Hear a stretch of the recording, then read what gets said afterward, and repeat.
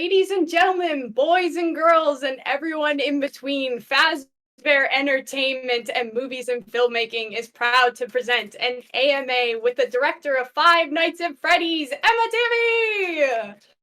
As a fan of not only FNaF, but also the Jim Henson Company, FNaF was mine and many's most anticipated film of the year. The movie that most of us thought was ever going to happen. I'd like to thank you, Emma, for taking on the project and bringing it to our screens. It was one of the most fun experiences I've had watching a movie with my friends. It blew our minds. So without further delay, keep your eyes on the monitor and let's get into some questions. So first, Yes. Emma, the Blu-ray and DVD will be available tomorrow. What are you excited for audience to see? Are there any behind the scenes that'll be showcased for the first time? Yeah, absolutely. We've got a handful of behind the scenes videos. And um, for those of you that were or were not aware, when the movie came out, the actors strike was still ongoing. So unfortunately, our cast members weren't able to, speak about the film and do interviews and connect with potential, audiences and all the fan base, which everyone was so eager to do. So it's really nice now with the BTS videos to be able to include some interviews that we did with the cast during production, alongside some footage from behind the scenes and certainly seeing the animatronics come to life and seeing some of Jim Henson's and our puppeteers process. Bringing the animatronics to life is such a cool glimpse. So I'm really, really excited for everyone to check that out on the DVD. And I actually got to hold a DVD for the first time physically last week, and it was really, really cool. The artwork's awesome, and I'm never been more excited about a DVD. So I'm hoping you all will love it. I mean, we're all pretty excited to see what actually went on in the pizzeria. And Yeah, I know for myself, one of the hardest things was not being able to see like Matthew Lillard and Josh Hutcherson talk about the movie. Cause that's the place where we find out the juicy tidbits before the movie even comes out. Like, but it was great completely. seeing They you and get to Jason. thanks, but hopefully you'll be seeing a little less of us. If we're lucky enough to do another one, hopefully it'll just be all the cast that you want to see out there. Speaking of more behind the scenes, I was wondering what was it like writing the script with Scott Cawthon and Seth Cuddleback? I know that this was Scott's first foray into film writing, and it's very different from video game development. So what was that like? It is, and he was so acknowledging of that, which was really amazing. I think, obviously his encyclopedic knowledge of this world he created and the lore, but also this world that he created was, there are elements of the lore that was expanded upon even just by the fan base. You know what I mean? It's been such a ever-growing thing. And he just knows more than anyone about it, and has been listening to you all for all the years, and of course continuing to create the games and books alongside the franchise. So um, I think having him to really guide blueprint for what elements of the lore we were going to include in this first one, and he had a very specific idea of what characters he wanted to include in this adaptation as well. So those were all essential jumping off springboards. But then throughout the process, beyond Seth and myself doing a rewrite alongside Scott of the script, we and I myself continued to feel like I could take whatever risks I was inspired to do, because I knew he would let us know if it was not right, or if it was not exactly accurate, or if it didn't feel FNaF enough, if that makes any Yeah. sense. This movie was always conceived as a film for the fans, and um, that was just really, really uh, not just helpful, but I think essential to have his input along the way. No, So it was a great collaboration. it's so exciting to hear because we only get so much of Scott. We only get him through his like trolling and sending us clues and only a message on like Reddit or something every once in a while. So it's just exciting to hear that. And also, that's one of the beauties I think of FNaF is it's so versatile for the most part in its Mm, storytelling oh, because yeah. it's like at the end of the day all you need is a pizzeria and some missing kids and then there's a story there. Yeah, right. There's a simple story there, actually, Mhm. and yet it is so not simple, and the lore is so not simple. It just goes on and on and on. And what's also so compelling is the theorizing around it too. That everyone can have a slightly different theory or inclination about what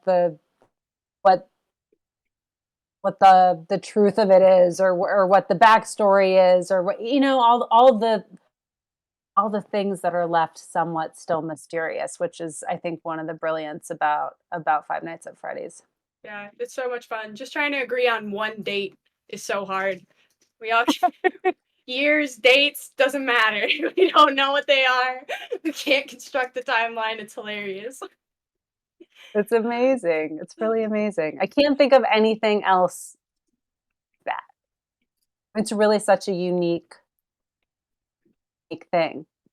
Yeah, that's why we all keep coming back to it, I think. Yeah. Yeah. Um shift let's shift gears a little bit. Okay. A lot of people have been asking about the cast. And they all love them so much. I mean, a lot of us grew up with Josh and Matthew in our lives. So, what was it like working with Josh, Elizabeth, Matthew, Piper? Like, what was it like? What was the vibe on set? Oh man, it was really the dream team. I don't say that lightly. I feel so lucky to have had this group bring this story to life. I'll just speak to each of them for a minute. But like Josh, Josh, as you mentioned, has been acting since he was a kid, since he was 9, which is actually the age Piper was when we were shooting. So it was very cool because he, would be like, I started acting exactly, when you are, and they were able to really connect on so many levels, and the bond that you feel that they had on screen was really happening off screen as well. They adore each other, and um, Josh comes onto set with real joy and lightheartedness. He sees every crew member. He sees every aspect of the filmmaking process, acknowledges it, and I think that's a testament to him having grown up on sets. He really gets the ecosystem of a film set, and is such an appreciator of that. He also comes with like extreme amount of focus, and every day he was just like diving deeper and deeper into truth of what Mike was looking for, and like the truth of the character, and really trying to find um, the most compelling version of that performance. So that was exceptional for me to get to dive in with him, and really try to know, explore how deep Mike's waters ran, which were deep. He was greatly tormented, and yet often didn't say that much. So it's like, what was all the subtext, and what were all the things going through Mike's mind throughout each scene? Something we spoke about a bunch. So that was amazing.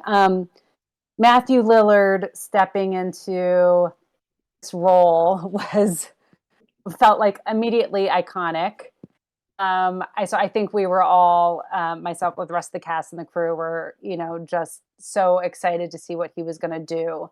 with this performance, and he was really trying to find it as well, and really get it right again for the fan base, knowing how iconic the role of William Afton was, and also finding kind of this new flavor for the role of Raglan, connecting those. So that was just like such a fun journey to be on with him, and his kids are, familiar with FNaF, and I think he knew the stakes walking into this, and he really just wanted to like do it justice, and he just came in like giving it his all every day and so much energy.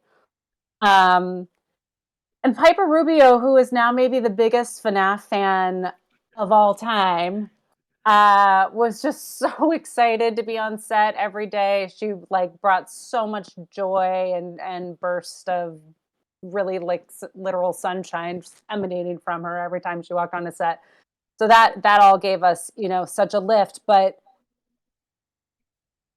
I would say what was particularly exceptional about Piper was her connection to the animatronics. Like she felt so immediately connected to them as her friends, which is how Abby refers to them. But like she literally felt that way. She was so um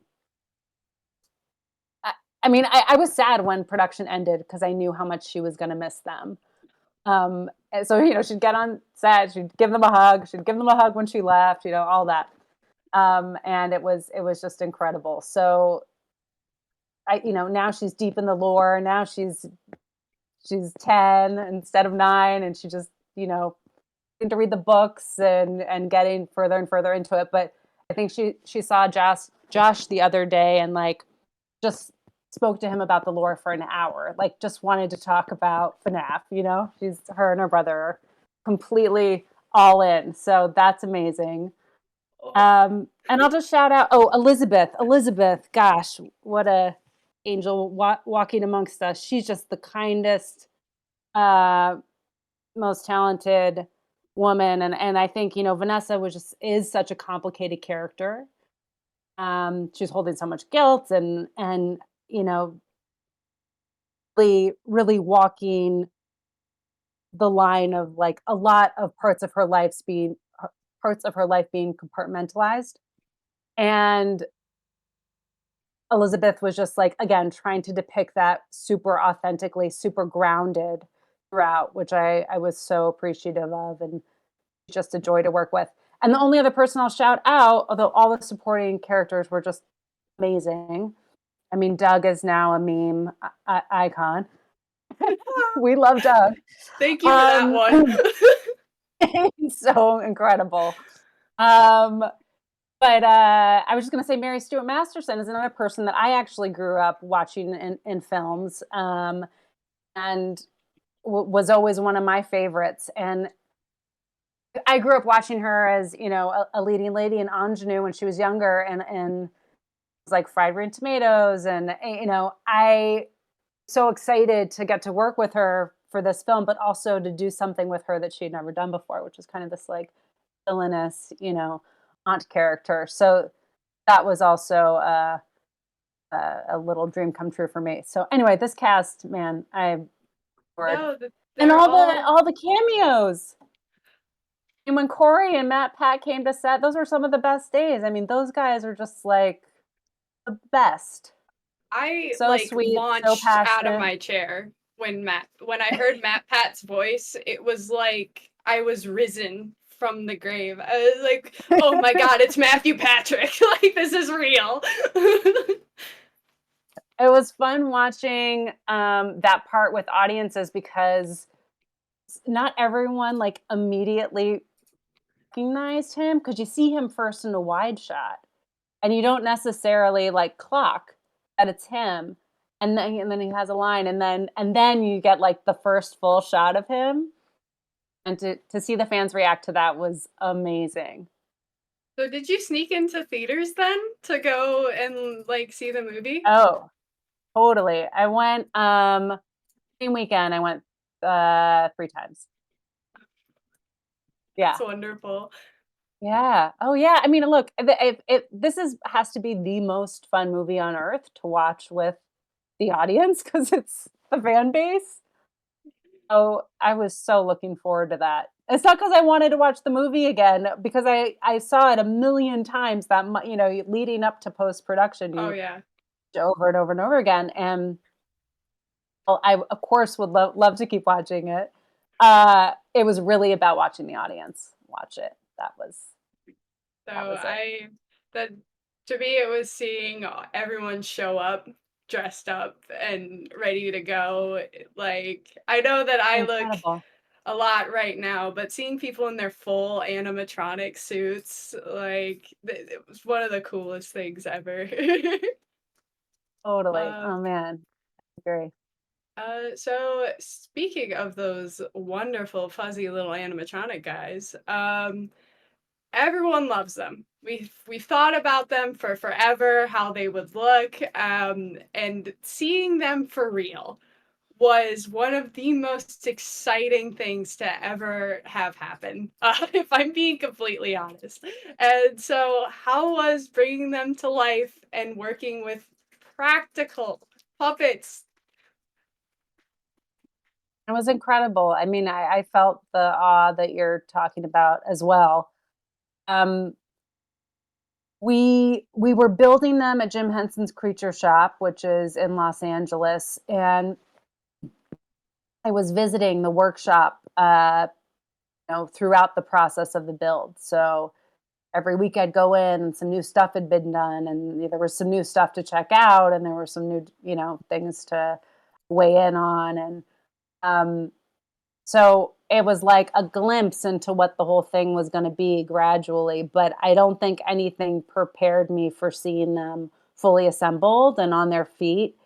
It's like they took on a life of their own, and not to be corny about it. I mean, but that literally is what it felt like. It was like, oh, there you are, and it was magnificent. And for me, was the blend of them feeling enormous and scary, as well as lovable, and at times, like, humorous, just in their quirks, and their scale. It's like that was the perfect blend of what the feeling of Freddy's is, what the feeling of the animatronics are. So the fact that that got captured was everything. So that was the best collaboration with Henson. We were so lucky to work with them. Well, the results were magnificent. So we're winding down in our time to chat. So I'm going to ask you one last question. Here in our community, we have a lot of indie filmmakers and students. So what advice would you give to aspiring directors, and how do you navigate getting into the industry? Yeah, that's a great question. I think everyone gets in probably slightly differently. So, there's no exact roadmap to follow. However, I'll say two things. I think one, making